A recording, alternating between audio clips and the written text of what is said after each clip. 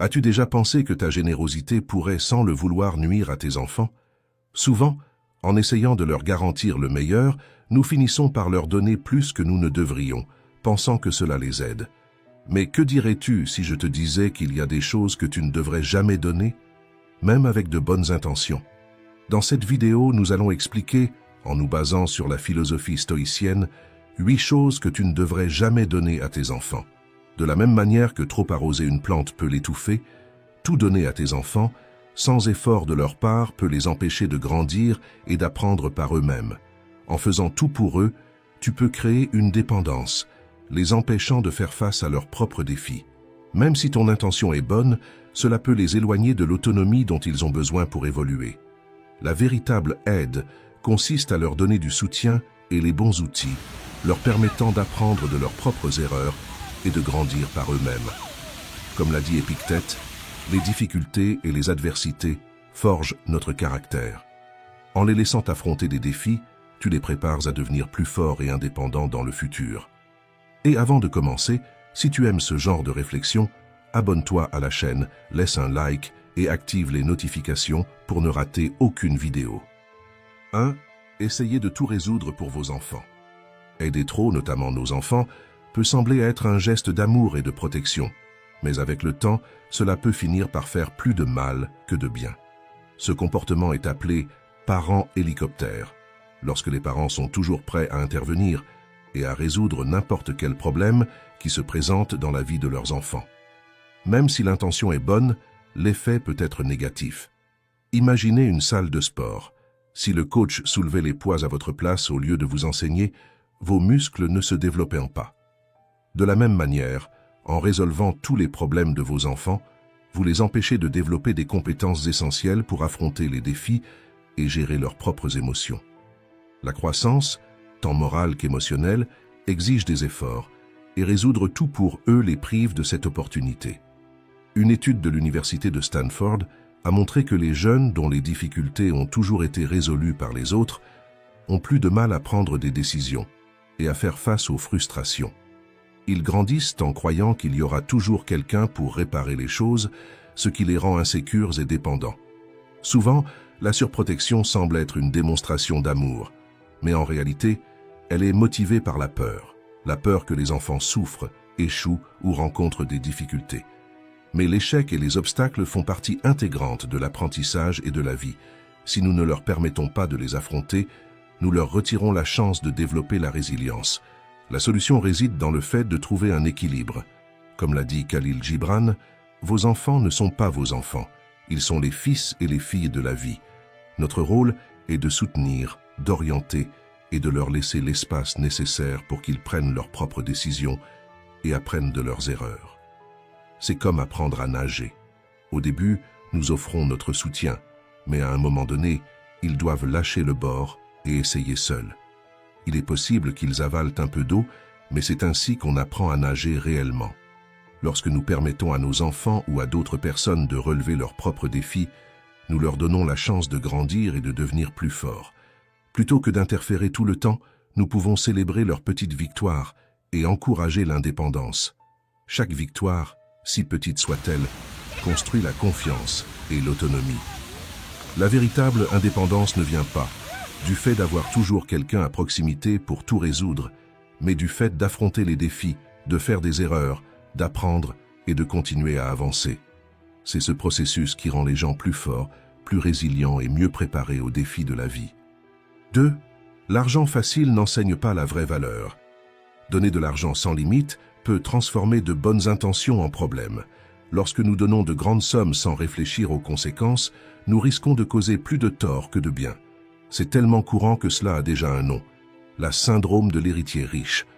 En gros, les recherches montrent que dans de nombreuses familles riches, la fortune disparaît avec le temps. 70% des richesses disparaissent à la 2e génération et 90% à la 3e. Autrement dit, le grand-père construit, le fils en profite et le petit-fils détruit. Mais pourquoi? Parce que lorsque l'argent est facile, la personne n'apprend pas à faire face aux défis et à grandir. C'est comme quelqu'un qui reçoit toujours les réponses d'un examen sans étudier. Cela peut sembler être un avantage au début, mais avec le temps, cette personne ne développera pas de compétences importantes ni la valeur de l'effort. Lorsque des problèmes réels surgiront, elle ne saura pas comment les résoudre. Avec l'argent, c'est pareil. Il offre des solutions rapides, mais n'enseigne pas des leçons fondamentales comme la résilience, l'effort et la croissance personnelle. Comme l'a dit Benjamin Franklin, ce que nous obtenons sans effort, nous le valorisons moins. Les choses qui demandent plus de travail sont celles que nous apprécions le plus. Lorsque nous donnons tout facilement, nous privons la personne de l'opportunité d'apprendre et de valoriser ses réussites. Lorsque l'argent est vu comme la solution à tout, cela crée une dépendance dangereuse.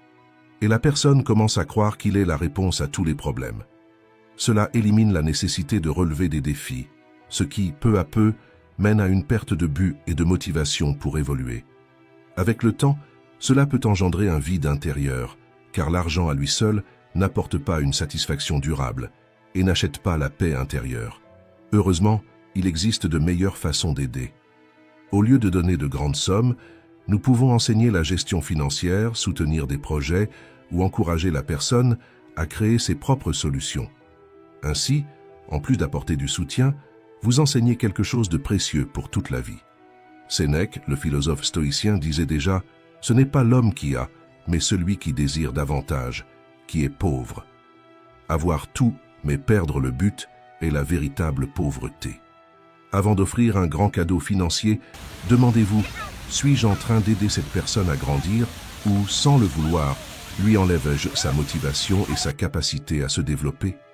Le véritable cadeau, ce n'est pas l'argent, mais l'autonomie et la connaissance pour créer et multiplier sa propre richesse.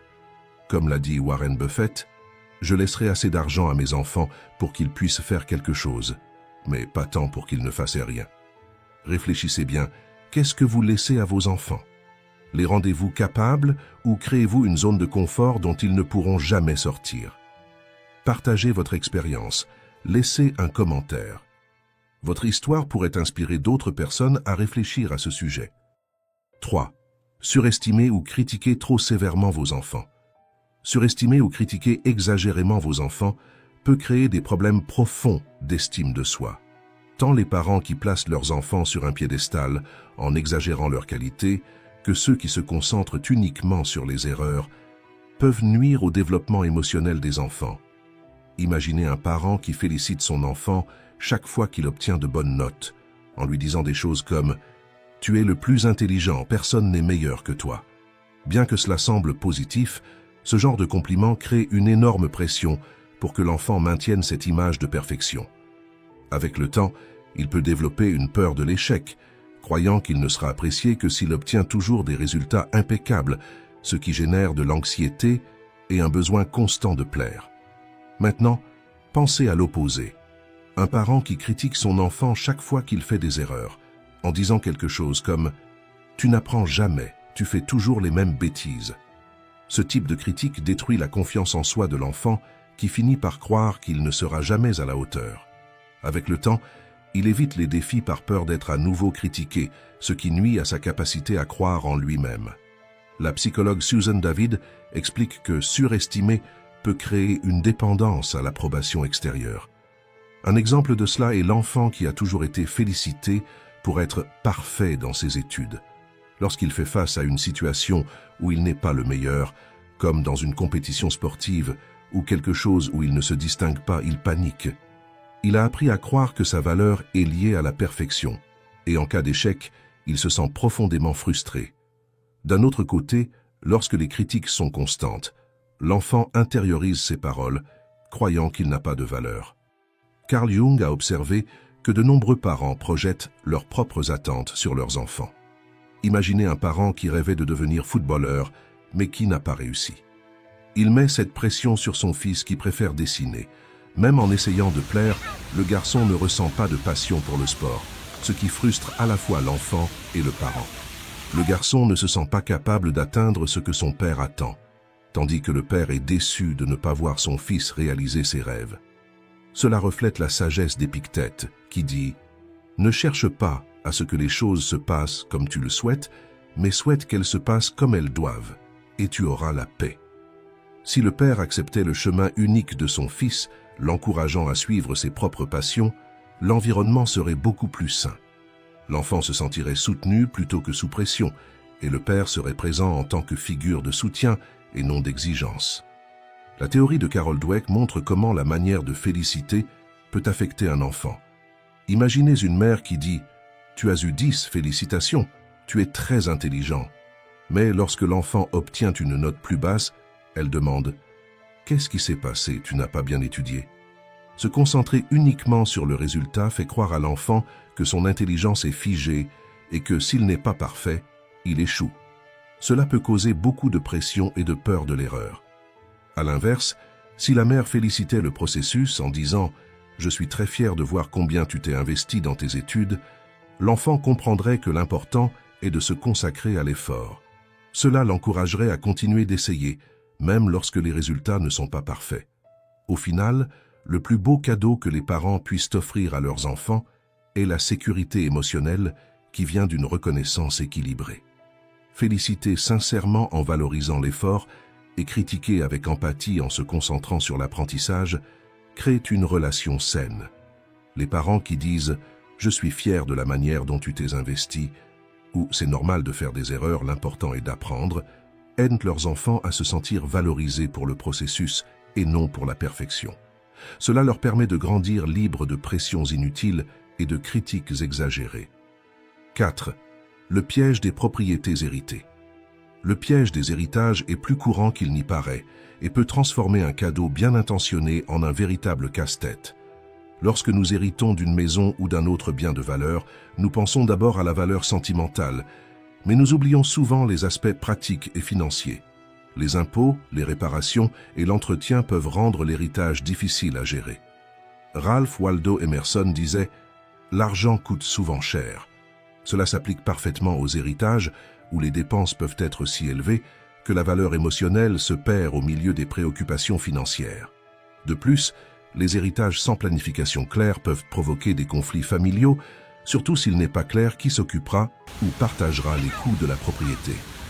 Henry Ford disait que le succès dépend de la préparation, et cela vaut aussi pour les héritages. Il est important de vérifier si ceux qui vont hériter sont prêts à assumer toutes les responsabilités qui accompagnent la propriété. Sinon, ce qui était censé être un cadeau peut se transformer en un fardeau. La solution pour éviter ces problèmes réside dans la planification et la communication. Discuter de l'avenir de la propriété avec l'héritier peut éviter les mauvaises surprises. Parfois, vendre la propriété et partager les bénéfices, ou créer un fonds pour couvrir les frais d'entretien, peuvent être des options plus pratiques. L'important est d'avoir un dialogue ouvert et de s'assurer que tout le monde soit d'accord sur ce qu'il faut faire du bien hérité. L'économiste Adam Smith disait « La véritable valeur d'un homme ne réside pas dans ce qu'il possède, mais dans ce qu'il est capable d'accomplir. » Parfois, le véritable cadeau n'est pas l'héritage en lui-même, mais la liberté de décider comment le gérer, sans que cela ne devienne un poids dans la vie de celui qui le reçoit. 5. Le danger de donner des conseils non sollicités. Le désir d'aider, surtout au sein de la famille, peut nous amener à tomber dans le piège de donner des conseils sans qu'ils soient demandés. Malgré nos bonnes intentions, cette habitude donne l'impression que nous ne faisons pas confiance à la capacité de l'autre à résoudre ses propres problèmes. Le résultat ?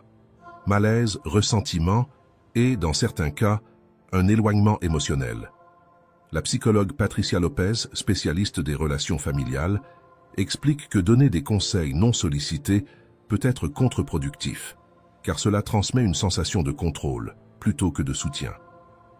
Lorsque nous offrons des solutions sans y être invités, nous risquons de saper la confiance en soi de la personne qui reçoit ces conseils, la faisant se sentir dévalorisée ou incapable de prendre des décisions par elle-même. Cette attitude, bien que bien intentionnée, peut nuire aux relations familiales, notamment entre parents et enfants. Au lieu de favoriser l'autonomie, ce comportement peut étouffer la confiance et l'indépendance. Une étude de l'université de Stanford a révélé que les adolescents dont les parents encouragent leur autonomie émotionnelle construisent des relations plus fortes et plus saines avec leur famille. Laisser les autres prendre leurs propres décisions, sans interférer directement, est essentiel pour renforcer les liens familiaux à long terme. Alors, comment éviter ce piège de vouloir tout résoudre? Le secret réside dans l'équilibre entre offrir du soutien et respecter la capacité de l'autre à prendre des décisions. Écouter sans juger est une compétence cruciale dans ce contexte. Au lieu de sauter directement à la solution, l'idéal est de poser des questions ouvertes, telles que « Comment te sens-tu par rapport à cela ?» ou « Que penses-tu être le mieux pour toi ?» Ce type de dialogue renforce la confiance et la connexion émotionnelle, tout en montrant du respect pour l'autonomie de l'autre. Le philosophe Épictète nous enseigne que ce ne sont pas les choses en elles-mêmes qui nous troublent, mais le jugement que nous portons sur elles. Appliquer cette sagesse signifie que, lorsque nous écoutons les problèmes des autres, nous devons résister à l'envie de tout réparer et simplement être présents. Parfois, comme le disait Jerry Seinfeld, le meilleur conseil, c'est de ne donner aucun conseil. Ainsi, au lieu d'offrir toutes les réponses, ce dont nos proches ont vraiment besoin, c'est d'une oreille attentive et d'une épaule compatissante, sans pression. Le résultat, ce sont des conversations plus profondes et significatives, basées sur le respect mutuel et la compréhension. Si tu penses que ce contenu peut aider d'autres personnes à améliorer leur relation familiale, partage cette vidéo. Et n'oublie pas de laisser un like, de t'abonner à la chaîne et d'activer les notifications pour plus de réflexions comme celle-ci. 6. Faire des comparaisons tout le temps.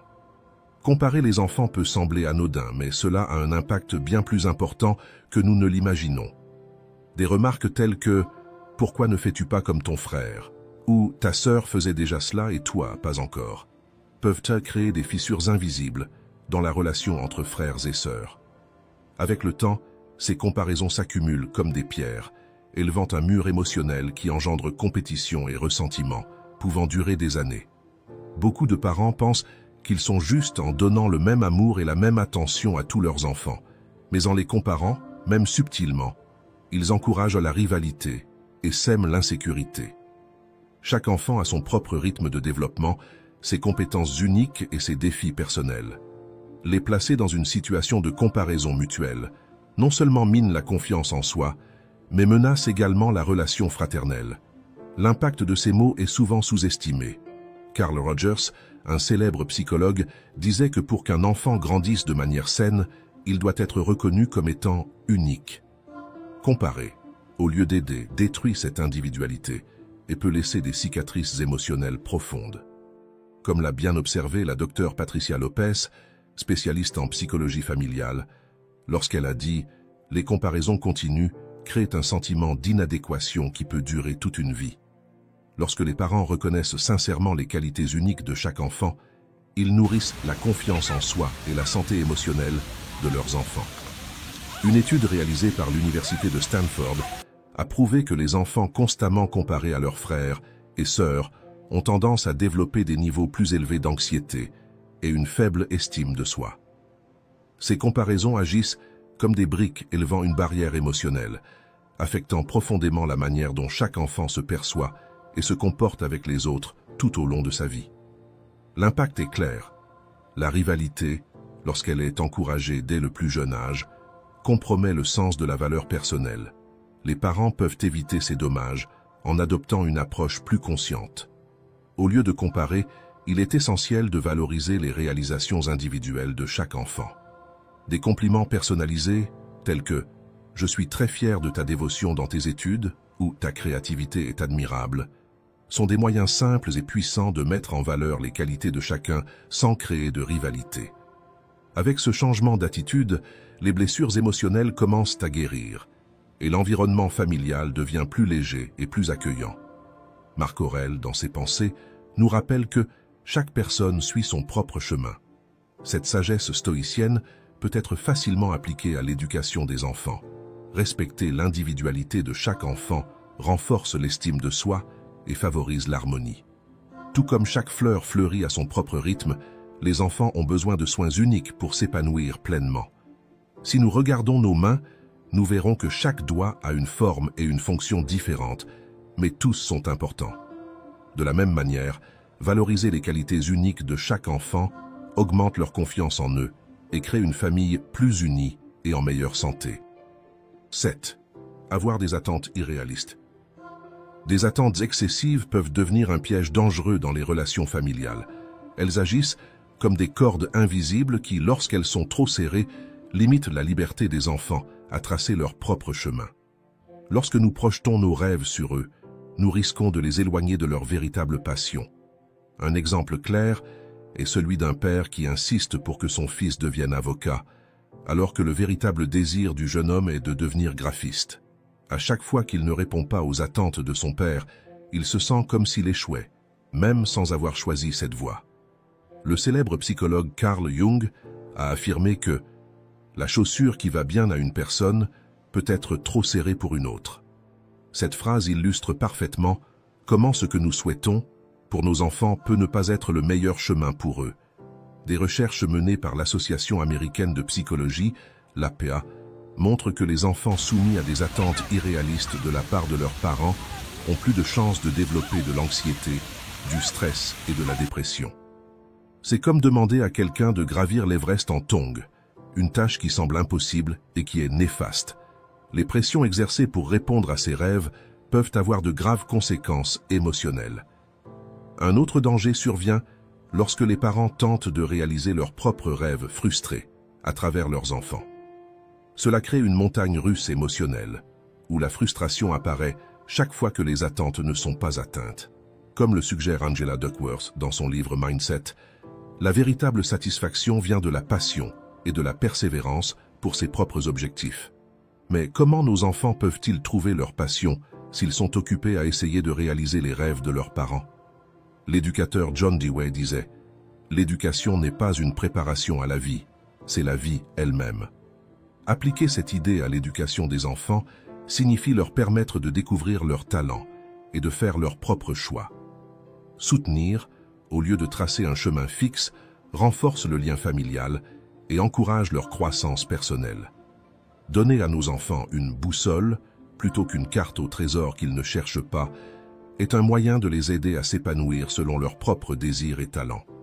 Soutenir véritablement nos enfants signifie respecter leur individualité, accepter leurs choix et les encourager à poursuivre ce qui les inspire. Cela non seulement favorise leur bonheur, mais crée également un environnement familial plus harmonieux et plus sain. 8. Ne pas réussir à établir des limites claires. Établir des limites claires dans les relations familiales est une façon de garantir que chacun grandisse de manière saine. Lorsque les parents évitent d'imposer des limites par peur de blesser leurs enfants ou de perdre la connexion, ils risquent de créer un environnement de dépendance. Cela signifie que les enfants n'apprennent pas à faire face aux difficultés par eux-mêmes, et les parents finissent par être submergés en essayant de tout résoudre. La docteure Laura Marca explique qu'aimer ne signifie pas tout permettre. Au contraire, dire non est fondamental pour que les enfants apprennent la responsabilité et l'autonomie. Sans limite, ils peuvent grandir en croyant que le monde leur doit quelque chose, ce qui peut entraîner des frustrations à l'âge adulte. Un exemple de cela est l'abus financier auquel de nombreux parents retraités sont confrontés, car ils n'ont pas établi de limites dès le début. Le philosophe Gibran Khalil. Gibran nous rappelle que vos enfants ne sont pas vos enfants, ils sont les fils et les filles de la vie. Cette phrase nous aide à comprendre que les enfants ont leurs propres chemins à suivre. Comme l'enseigne Épictète, bien que nous ne puissions pas contrôler toutes les situations, nous pouvons contrôler notre manière d'y réagir. En permettant aux enfants de relever des défis, les parents leur donnent la chance d'apprendre et de devenir indépendants. Dire non ne signifie pas manquer d'amour. C'est un acte de respect et de soin. Le véritable amour consiste à équilibrer le soutien avec l'espace nécessaire pour que les enfants grandissent. Le psychologue Viktor Frankl dit que lorsque nous ne pouvons pas changer une situation, nous devons nous changer nous-mêmes. Dans l'éducation des enfants, cela signifie qu'en établissant des limites, les parents les préparent à la vie. En fin de compte, le plus beau cadeau que les parents puissent offrir n'est pas de tout faire pour leurs enfants, mais de faire confiance à leurs capacités. Cette confiance les prépare à affronter le monde avec assurance et indépendance, créant ainsi une relation plus équilibrée et plus saine entre parents et enfants. Maintenant, commentez quel point vous a le plus interpellé, et merci d'être toujours présent.